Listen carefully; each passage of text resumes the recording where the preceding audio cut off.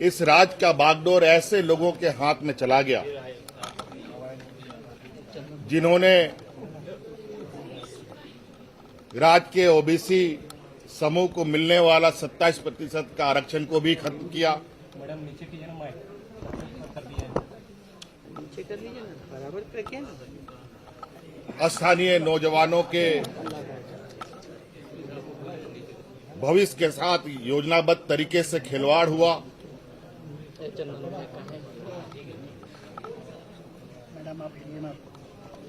और विगत 20 सालों में इस राज्य के जनमानस के ऊपर जो अत्याचार हुआ वो किसी से छुपा नहीं है। चाहे किसान हो, चाहे मजदूर हो, चाहे नौजवान हो, चाहे सरकारी कर्मचारी हो, अनुबंध कर्मी हो, सभी के ऊपर। और आपने देखा कि आदिवासी, दलित, पिछड़ा, अल्पसंख्यक बहुल राज्य में समस्याओं का जो और इस प्रताड़ना का जो दर्द था, उस दर्द का विगत 20 वर्षों में क्या आलम रहा है। पूर्व में मंत्री, मुख्यमंत्रियों का घेराव अपने हक अधिकार के लिए लोग करते थे, और आज ऐसा क्या आन पड़ा कि राज्य के मंत्री, विधायक, मुख्यमंत्री का घेराव फूल माला और गुलाल और बधाई देने के लिए हो रहा है। ऐसा मंजर आपने नहीं देखा होगा। सरकार के महत्वपूर्ण निर्णय से इस राज्य को एक आशा और उम्मीद जो जगी है, आप गांव-गांव जाके देखें,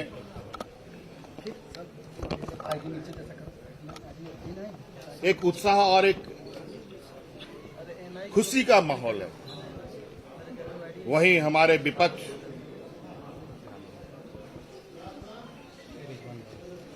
विधवा लाभ रहे हैं और अपने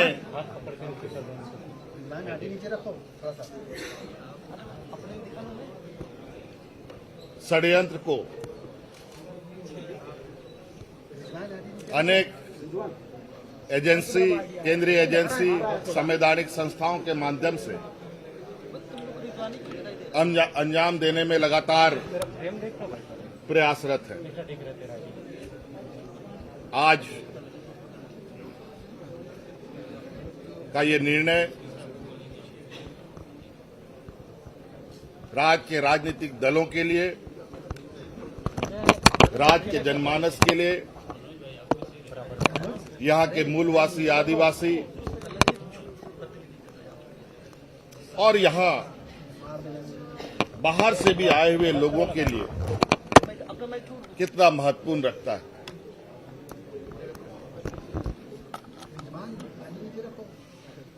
हर राज्य में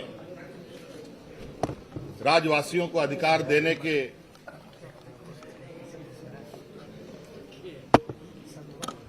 नियम कानून बनाए जाते हैं और प्रवासी लोगों को भी, जो दूसरे राज्यों से यहां आकर बसते हैं, गुजर बसर करते हैं, उनके संरक्षण के लिए भी काम करती है। आज सरकार विशुद्ध रूप से लगभग साल भर ही ठीक से काम कर पाई है। 2 साल कोरोना को हम लोगों ने झेला, अभी काम कर ही रहे थे, सुखाड़ की स्थिति राज्य पे आ गई। ऐसे स्थिति में सारी चुनौतियों को झेलते हुए ये सरकार जन कल्याण, चहुमुखी विकास पर निरंतर प्रयासरत है। हमारी सरकार, हमारे गठबंधन कांग्रेस, आरजेडी, जेएमएम के लोग ने पूरी मजबूती के साथ विपक्ष के हर चुनौतियों का सामना किया है। एन केन प्रकार सरकार बनने के बाद सरकार गिराने का, विधायकों को दिग्भ्रमित करने का, खरीद फरोख्त करने का, सरकारी एजेंसियों के द्वारा डरा धमकाने का प्रयास निरंतर जारी है। लाख कुछ वो कर ले, सरकार की कदमें ना रुकी है, ना रुकेगी और जनहित में कार्य करते रहेगी। ईडी को लेकर क्या कहेंगे? ईडी का जो छापा बार बार हो रहा है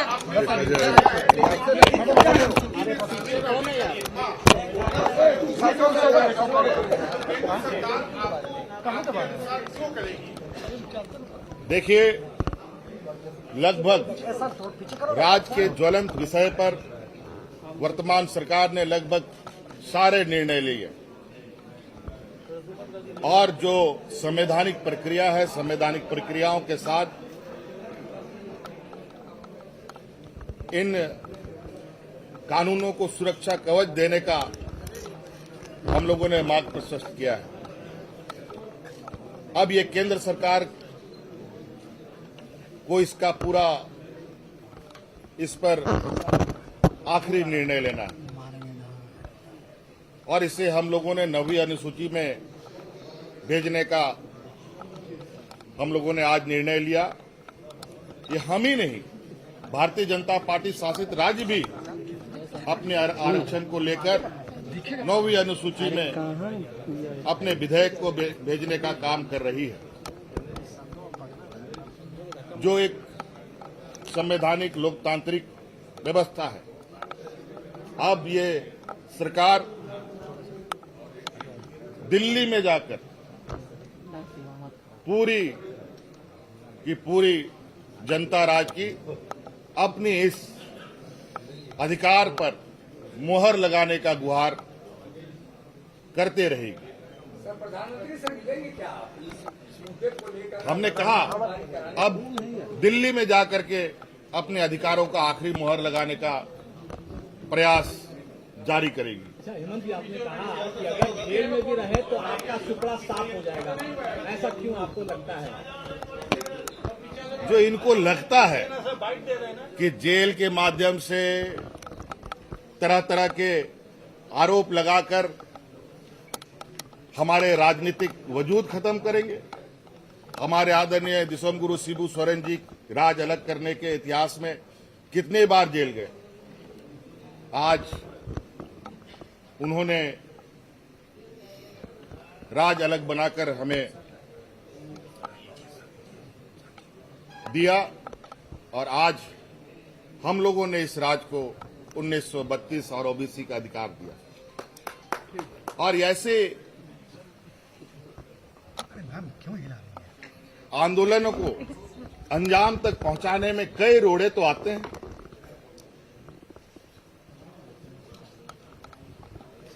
लेकिन ये रोड़ा मौजूदा रोड़ा भारतीय जनता पार्टी के द्वारा उत्पन्न किया गया रोड़ा है। इससे ना हमारी छवि खराब हो सकती है, ना हमारी राजनीतिक ताकत कम हो सकती है, बल्कि सरकार और मजबूती से आने वाला समय में अभी कितने की हम लोगों का समर्थन, हम लोग का विधायक 52 की संख्या है। अगली बार हम लोग 75 की संख्या में रहेंगे, चिंता मत कीजिए। वो आपको क्यों बताए, अब हम उनसे बात करेंगे, मिल जाएगा। आपने जिस तरह से विरोधियों को एक तरह से कहें तो बार बार सदन में भी सवालों के घेरे में लाया है, और जिस तरह से आप कह रहे थे कि पहले भी आपने लाया, तो आपको क्या लग रहा है कि ये लोग बार बार क्यों कह रहे हैं आपको कि आप जो लेकर आ रहे हैं वो कोर्ट में चला जाएगा? क्यों ऐसा? देखिए, ये इन लोगों का एन केन प्रकार शुरू से रहा है कि यहाँ के नौजवानों को आगे ना बढ़ने दिया जाए। आज यहाँ के नौजवान बीपीएल परिवार, आंगनबाड़ी सेविका, सहायिका के बच्चे यहाँ का बीडीओ, सीओ, कलेक्टर बन रहा है जी। पहले कभी आप लोगों ने सुना? पहले कभी सुना? ऐसे परिस्थिति कैसी आ गई? तो जनता देख रही है, और लोकतंत्र में जनता का भी एक अदालत है जो 5 साल में एक बार लगता है, और उसकी मार का जख्म नहीं दिखता, सिर्फ परिणाम दिख जाता है। इस बार इसीलिए आपने 75 फिक्स कर दिया अगले बार के लिए 75। अब ये बात यूं ही थोड़ी बोली गई है। एक गुजरात को लेके भी आपने संकेत दिया, वहां चुनाव होना, और कहा कि